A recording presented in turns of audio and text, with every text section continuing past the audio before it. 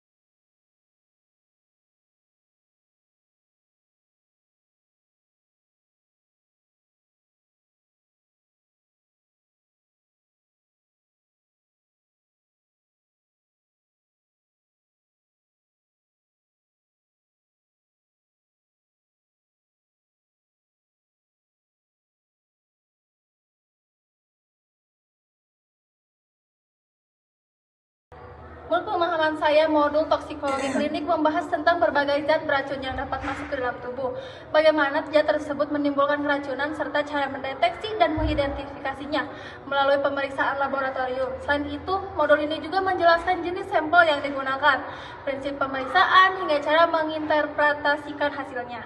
Nah, yang pertama, konsep dasar toksikologi. Menurut pemahaman saya, toksikologi adalah ilmu yang mempelajari racun beserta dampaknya terhadap tubuh manusia.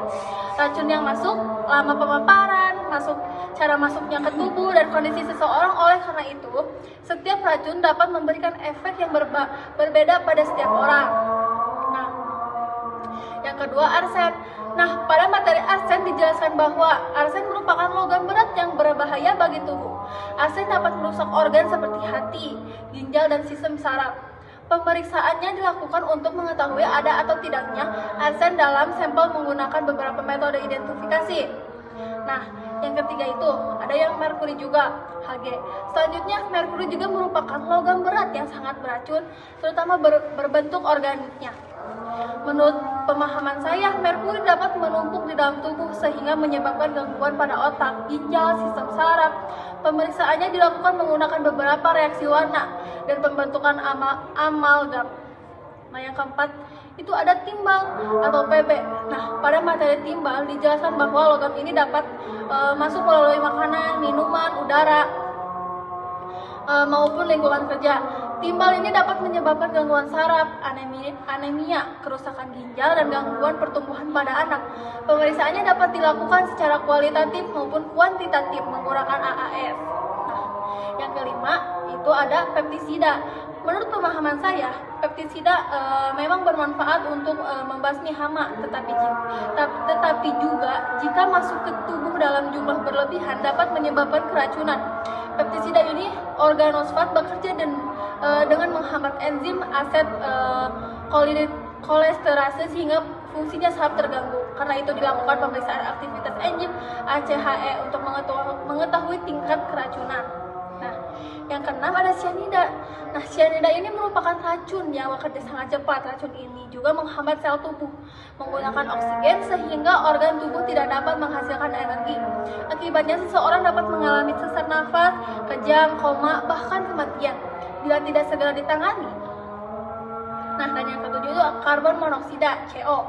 Nah, menurut pemahaman saya, karbon monoksida ini berasal dari proses pembakaran yang tidak sempurna, misalnya asap kendaraan atau kebakaran. Gas ini mengikat hemoglobin lebih kuat daripada oksigen sehingga tubuh kekurangan oksigen.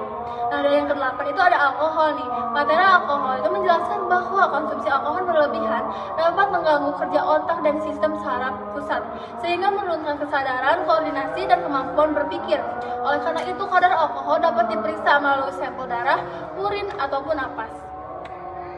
Nah, yang kesembilan itu ada narkotika dan psikotropika. Nah, pada bagian ini dijelaskan bahwa pemeriksaan narkotika bertujuan mendeteksi penyalahgunaan obat terlarang. Pemeriksaan biasanya dilakukan menggunakan urin, darah, ataupun rambut untuk membantu proses diagnosis maupun pemeriksaan forensik.